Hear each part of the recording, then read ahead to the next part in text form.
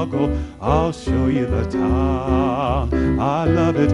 Bet your bottom dollar you lose the blues in Chicago. Chicago, the town that Billy Sunday couldn't shut down.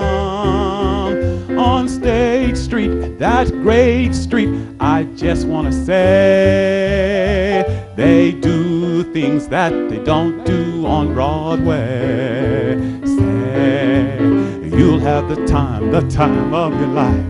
I saw a man, he danced with his wife in Chicago, Chicago, my hometown. Good evening, I'm William Pace. Thanks so much for tuning us in tonight. We've got a big show for you tonight. As you may remember in our last show, we talked about fostering entrepreneurs and small businesses.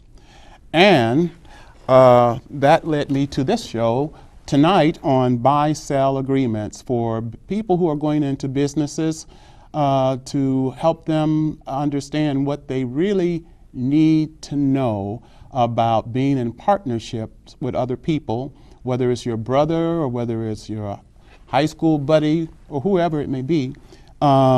It's important to know how to protect yourself in business.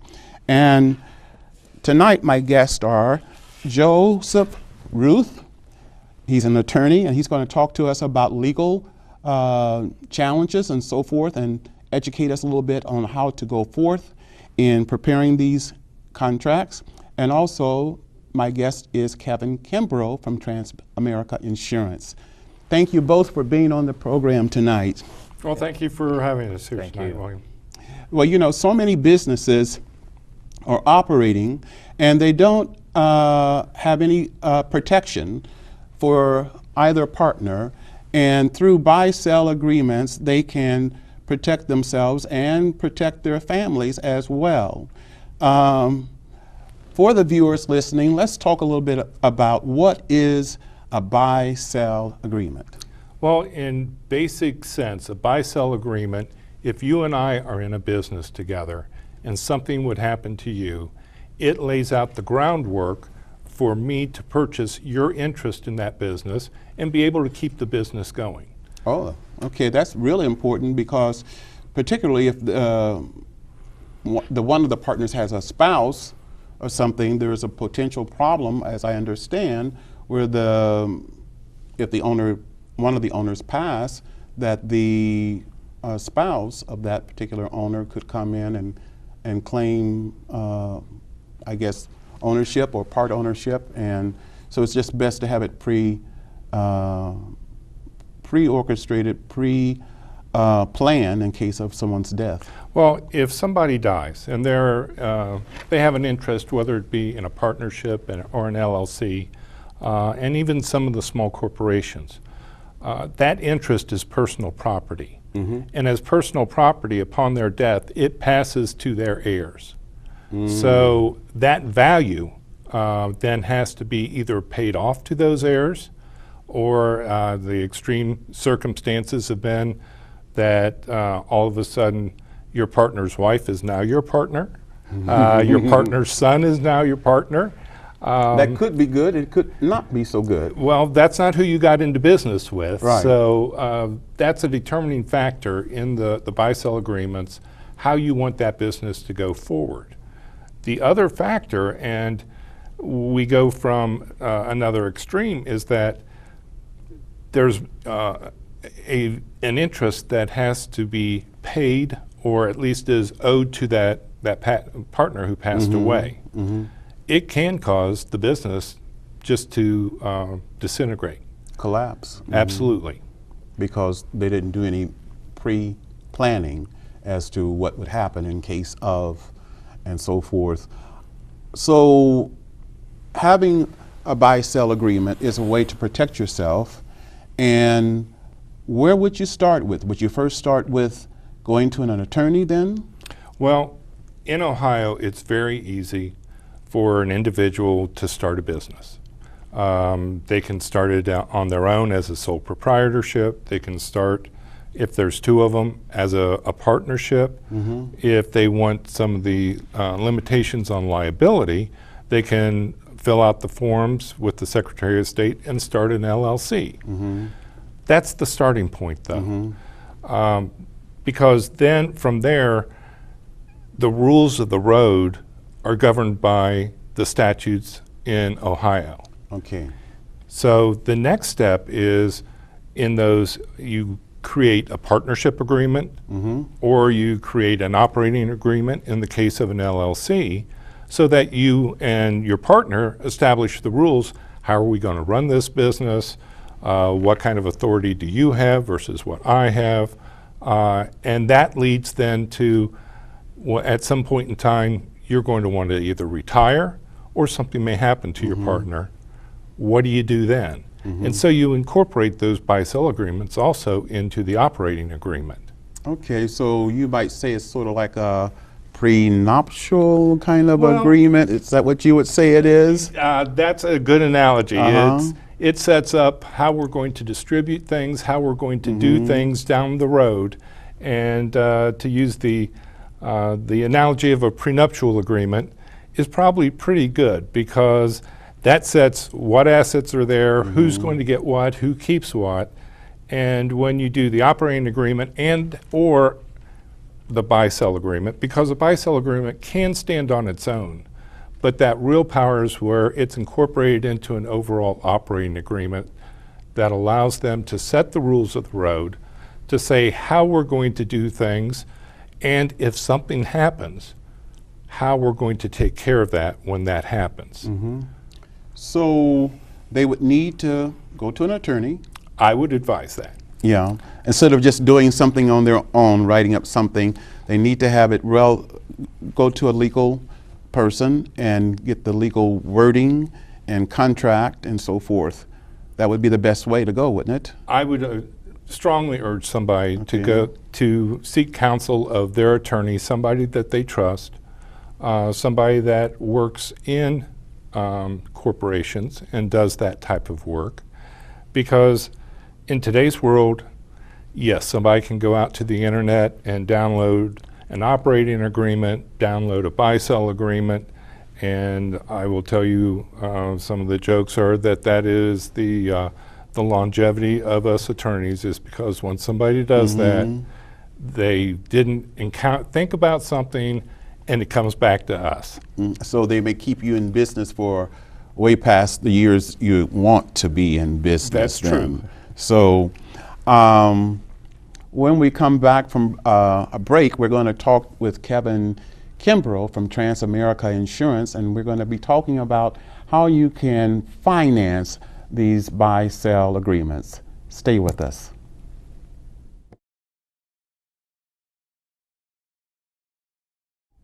Hi, I'm William Pace. Thanks so much for tuning us in tonight. Before we went to break, we were talking about buy-sell agreements, and in this segment of the show, we're going to be talking about how you can finance buy-sell agreements, and here to tell us more about that is Kevin Kimbrough from Transamerica Insurance. So what would be a way to finance a buy-sell agreement? There are several ways. Number one, if a business partnership has a lot of cash and or assets, they can use that and set that aside. But pretty much the most typical way is through the use of life insurance. Discounted dollars, as you will. Most buy-sell agreements are funded through life insurance. They usually either, depending on how many partners they have, they can either employ the cross-purchase concept, which, for example, if you have 3 partners, you would have a total of 6 life insurance policies. Or they can do the entity concept, which, again, going to my original example, if you have 3 partners, it would just be 3 life insurance contracts. Basically, what they would do is, upon death of one of the partners, they would set a designated amount, let's just say, for example, $250,000, and basically that would be paid tax-free to the surviving spouse of the deceased partner in an effort to buy out that part of the business. So that's typically the way it's done. Okay, so you take the proceeds from the insurance, and the proceeds are paid directly to that partner. To the partner's wife. To the partner's wife. Yes. Okay, and that's Spouse. all written out in the buy-sell agreement. That is a portion of the buy-sell agreement. That buy-sell agreement will discuss how we're going to value the business. And that is one of the items that is then passed along to the insurance company, the insurance representatives, so that the coverage doesn't fall short in many cases, and that they feel comfortable with how you're valuing this business and this policy that's going to cover things. So you really have to put all the cards on the table when you're putting together this instrument, this contract, so that if some partners are coming in, for example, like with cash into the company, if another partner is coming into it with blood, sweat, equity, you know, so all of that has to be carefully worded in the agreement as to who's getting what. Absolutely, and because you've got somebody that may, as you said, bring in cash, others that they don't have the cash, but they're going to put their heart and soul into the business, and it creates what we would call a capital account, what you know their contributions to the business are.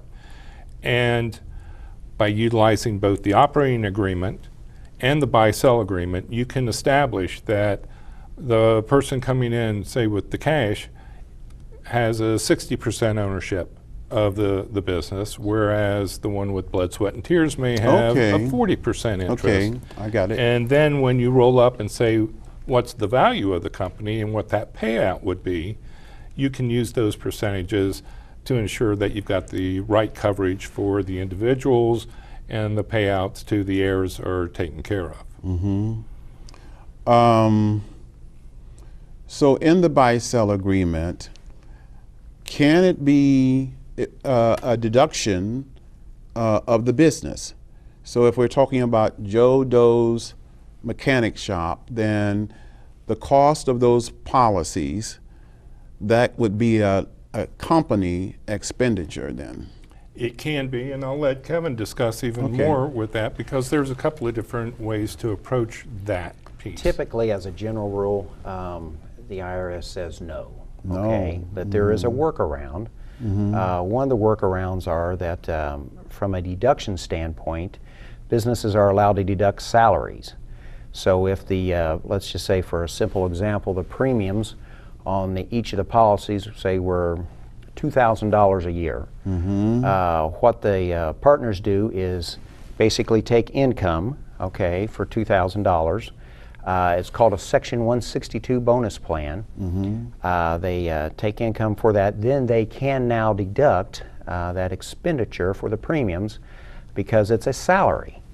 Instead of just paying a company check and writing a check for the premium in and by itself, which is not deductible. But would that be a company expenditure, or would that who would be paying for that insurance premium? Well, what it would be, since it's the partners are taking the extra premium, again, in my original example, the $2,000 for the premium, they're taking that as income. Okay. And since that's considered a salary or income, that's a part of their income. That is deductible. Okay, got it. And it's called a Section 162 bonus plan.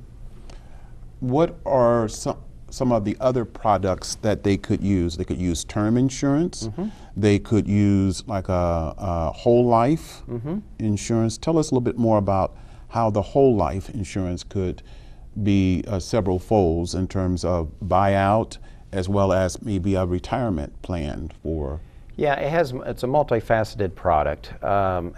Getting back to your original comment about the term insurance, I've actually employed both. It just depends on each and every situation. Nobody's plain vanilla. Every business has different wants, desires, and longevity. For example, a quick example, I've had a tool and die shop where the business owners were older, and they had only anticipated running it for anywhere from 8 to 10 years. After that, they were just going to sell it or let the business fade into oblivion, so to speak. In that particular case, maybe a term insurance, since the premiums are fairly low, might be more warranted than a conventional whole life.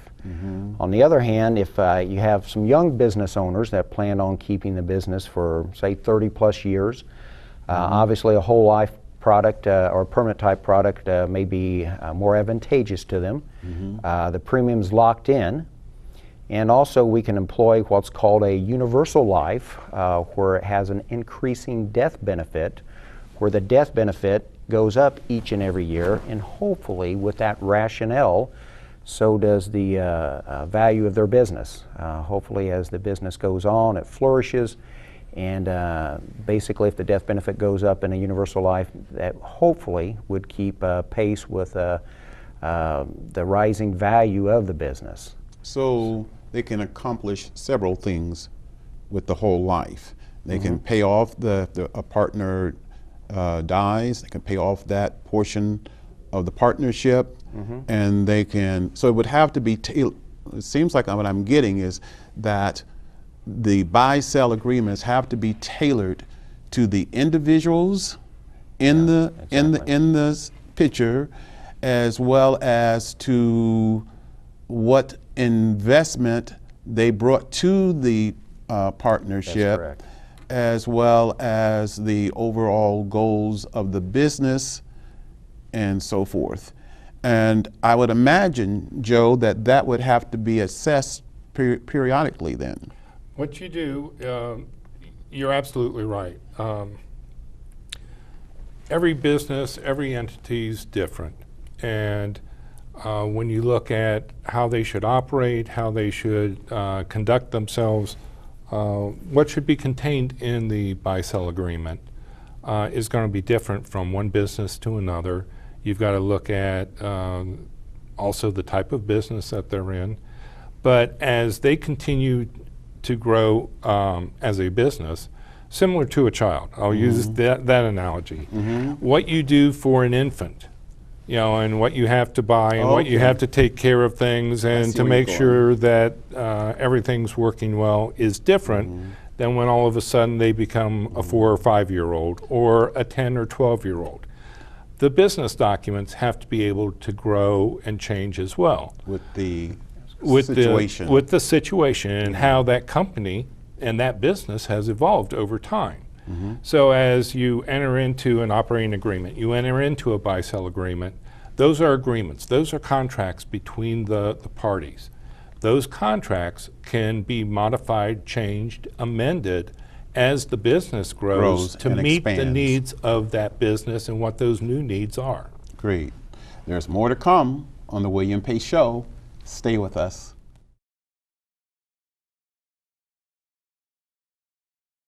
Hi, I'm William Pace. Thanks so much for tuning us in. Before we went to break, we were talking about buy-sell agreements and how to fund them. And one of the important things to keep in mind in a buy-sell agreement, if you're using insurance to fund it or finance it, is a person's health. That's correct.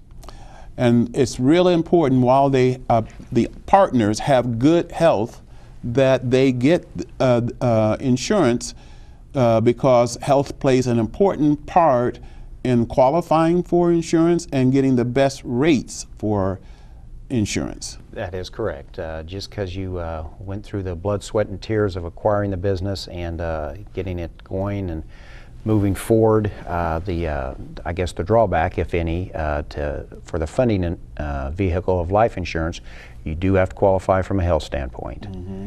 There may be a situation where one or two partners are in great health and maybe the third partner is got questionable health, takes a lot of meds and maybe had a heart attack, stroke, cancer, whatever. And that could be a key ingredient or determination on being able to fund the buy-sell agreement through life insurance for all the partners. But each partner would have an insurance policy for that particular partner on them. If there are three partners, and there would be three policies? If they do the entity concept, if they do a cross-purchase concept, they own it. Each partner owns a policy on each other partner. So in three partners, that would be a total of 6 policies altogether. I see. So they own one for themselves and on the other partners. Well, the other two partners. Two partners, Yeah. right. Yeah. Okay, so the key thing I'm getting is while they're young, maybe 20s, 30s, while their health is good Yeah. and young, that's the best time to purchase insurance to finance a buy-sell agreement. It is, and typically you are right. The only drawback is none of us have a magic crystal ball. We don't know at what point in our life that we step across that line. When I say that line of insurability, and we may not be able to get insurance at all, or it may be, instead of a standard rate, it may be a rated policy where you pay extra premium for that particular program. So the best thing to do is just get it while you can, while your health is good, Yes. and while you're young. Joe, I want to talk to you a little bit more about the buy-sell agreements and how important is it to have the buy-sell agreements tailored, custom-made, tailored fit to the business. Tell us a little bit more about that. Well, each business is different. The partners, you and I are different people, and Kevin and I are different. But the businesses that are made up of these individuals, each business is different. They may participate in the tool and die industry. They may be a mechanic shop. They're all a little bit different, and what the risks that they actually may have are also different. In particular, when you look at the buy-sell agreement, that buy-sell agreement covers not only what happens if one of your partners dies, but say one of them becomes disenchanted with the business. Oh, okay. Or they may want to retire. It's been a wonderful success and they're heading towards retirement. You can start crafting and working towards, okay, how do we get you retired and get you paid out and take care of things? So those documents, as we said previously, are living documents. And they have to be tailored to the needs of the partners and to the business itself. And you really want to have it in a contract. You really just don't want it to leave it to someone's handshake or their memory. Well, absolutely. William, we're both a little bit over 29 now. And if you ask me what did I agree to 10 or 15 years ago, it may be colored by the experiences that we've had over the last 10, 15 years, and I may not remember it exactly the way it is. Okay. So by documenting it, you're sure of, everybody, as long as everybody's of sound mind, of the direction we're going, what we agreed to, it's there on the paper, and it was a good deal then, and we're able to really detail what was agreed to, not what I thought I remembered happened.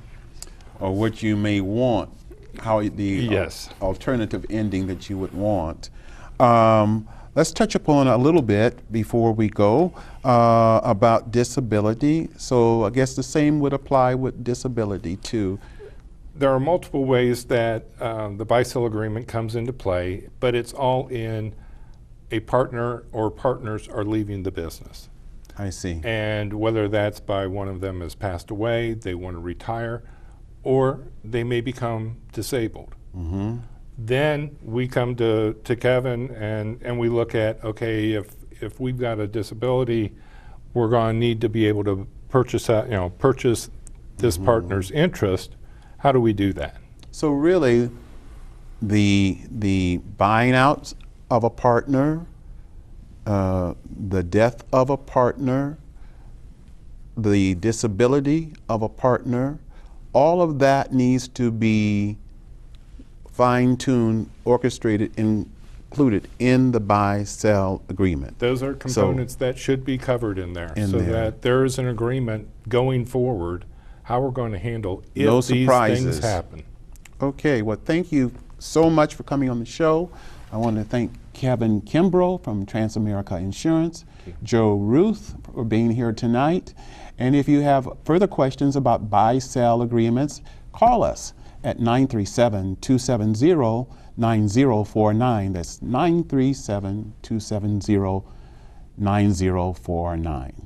Gotta go. I'll see you next time. Take care.